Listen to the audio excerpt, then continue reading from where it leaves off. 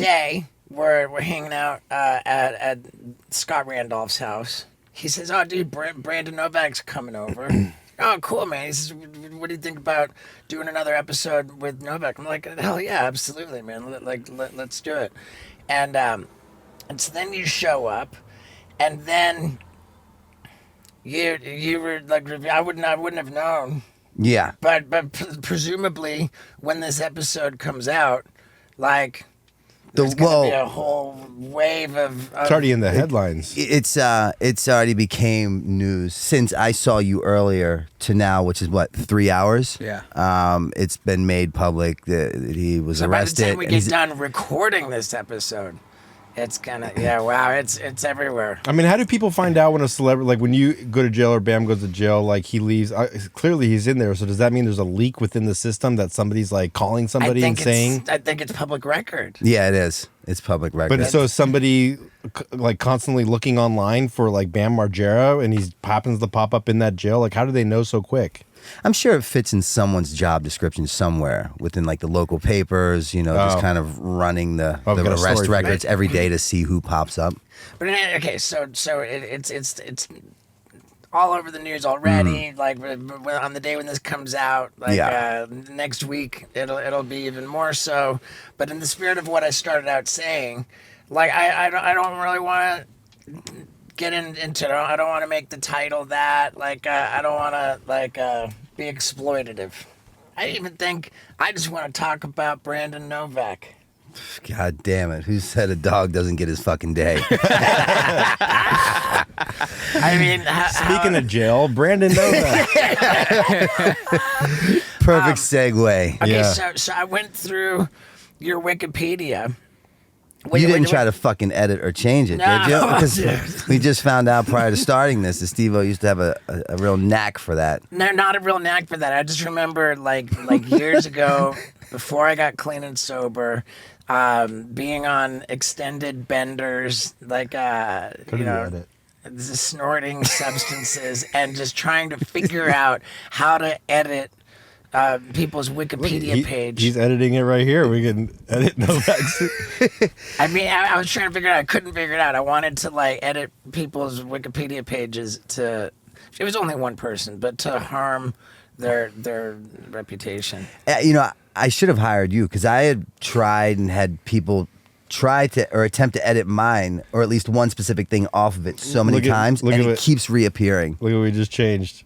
Wait a second. That's not right. So if I go... I don't know. We just edited it and did it. Yeah, but that's not going to show up. That's so funny. Oh. Isaac up in the front of the van just edited Novak's Wikipedia to say that he was married to Steve. Hey, I appreciate the love there, Isaac. Fucking yeah. But I'm sure that we've of course we've talked about your skateboarding career, but a moment when you're sponsored by Paul Peralta, as well on the same team as Tony Hawk, who discovered you. Well, Bucky did. Okay. So and they'll just fucking throw things in there that they've heard or hearsay, and that's like not a true thing. Okay, but it says on your Wikipedia that there was a point when your substance abuse was discovered that it was Tony Hawk who said you've got two choices: either quit the team, you're off the team, or you got to go to rehab. Yeah, it was not Hawk. It was Todd Hastings, who was my team manager at the time, who worked with Powell, and then he had kind of got that from the rest of the team. It was a unanimous group decision of give him a chance, get himself sorted, or you have to go. Right. And so Wikipedia got it wrong. It wasn't Tony Hawk. No. But in response to that ultimatum, you said, "All right, dude, I'm off the team." Yeah, it was just easier that way. It was best for everyone involved. Yeah, I bet. In hindsight, looking back, it was, it really just allowed me to escape any form of responsibility. It allowed me to escape having to show up and be dependable and reliable and kind of just avoid anything that was positive in my life. It was just easier to take the fast route, and I had learned that after years of therapy, which I'm like really heavily into now, that I had learned from my father. You know, my father kind of raised me with these things that were not going to be conducive to a productive lifestyle in any way. Was your father ever in your life? He was around like just enough to let us know he wasn't around. You know, he ran with the Hells Angels, and he was a fucking biker, and he never had a job one day in his life that I can remember. He was like a sue happy guy. He would just sue people. Oh, wow. Yeah, and he sued his father, who he had worked for, my grandfather. He always just would be, you know, I remember him teaching me like if and when I went to prison, how to conduct myself, right? So I was kind At of... what age? At like 7 and 8, he was taking me to the strip joint with him. And when he would go in the back and like conduct business, they'd put me on the bar stools with the dancing girls, and they would pour me shots of like ginger ale and Coca-Cola. And I would do the shots. And how old were you at that point? I was about 7-ish. Nice. I remember, you know, at 9, he bought me a machete for my birthday, and he like made me keep it in the freezer. Why? I have no idea. Accompanied with a little 50 Zinger dirt bike and a pair of chaps. He made you keep a dirt bike in the freezer? No, the machete. Yeah, why? What is the reason for keeping a knife in a freezer? It keeps the blades sharp. I mean, it's just fucking meth head logic at its finest. Yeah, was you know, he doing was a lot of meth? Yeah, he was really disconnected from any form of reality. I mean, at that young of an age, did you know like he was a drug addict at that time? I knew that he was doing things that he always told me not to talk about outside of the house. So, you know, I could see, I was kind of catching on. And when he'd smoke herb, obviously I'd smell it. I remember at around 8, we had this big house in the country with a few acres in the backyard. And we had this in-ground pool. And I remember one day, him and his biker buddies were bitching that the pool was cold. So they emptied the pool and just pulled out brushes and painted it black, you know, thinking that like the sun would hit the pool. And then one day my mother came home early from work, which she normally never did. Talking about like a divine inconvenience here. My father's name was Jerome. His father's name was Jerome. Around 8, 9 years old, I'm on the back porch while the biker guys are partying, and my father calls me out, and he pulls out this paperwork, and he says, I need you to sign this. And I have the pen to the paper. My mother happens to come home early, and she said, Rome, what are you doing? And he had went to his attorney and had papers drafted up to have my name changed to Jerome. How old were you at that point? Around 9. So you can't sign any legal documents when you're 9 years old. That's not legit. I have no idea what it was, but he went to his attorney, who was Jerry Suka, because then my mother went and got an attorney and like fucking made a whole issue about that. Yeah, but they probably could, because like he's with his guardian and he signed it, you know? I mean, I have trouble believing that any like...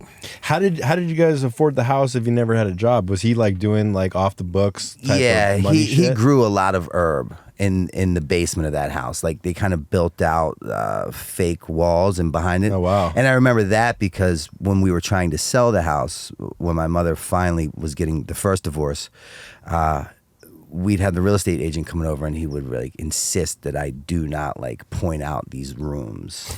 Wow, that was at a time when, sure, you can build the fake walls and everything, but the electricity bill would give you away. And that's what he would. So what he would do is, this was in Baltimore, so we had BG&E, Baltimore Gas and Electric. Yeah, the electricity bill would be higher because of the lights that you use to grow the weed, and that would trip off. 100%. So what he would do is he would get in with one of these guys from the BG&E, and they would come out and they would put like, and I could totally be wrong about this, what exactly it was, but like a piece of copper or metal in the reader in between something to like break down how much watts it was receiving to ultimately lower the bill. Or Wow. it was like a whole thing. Did you ever visit your dad in jail? I would go with my grandmother. We would go to visit him, and he would always like have tons of debt in jail because he would gamble and he would lose. He was a terrible gambler. He was a fucking degenerate by all means. And my grandmother would bring cartons of cigarettes, and I remember that as a kid. Really? Yeah. Do you look like your dad now? I became fucking him on angel dust. I kind of at the end made him look like chump change. Rome was like the life of the party. Everyone loved him. He'd walk in the bar, he'd buy everyone a shot, cut everybody a line. Real charismatic ladies, man. Yeah. Unfaithful as all get out.